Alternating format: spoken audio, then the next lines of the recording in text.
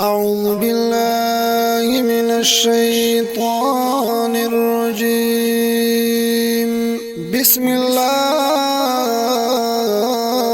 الرحمن الرحيم. ما كان محمد أبا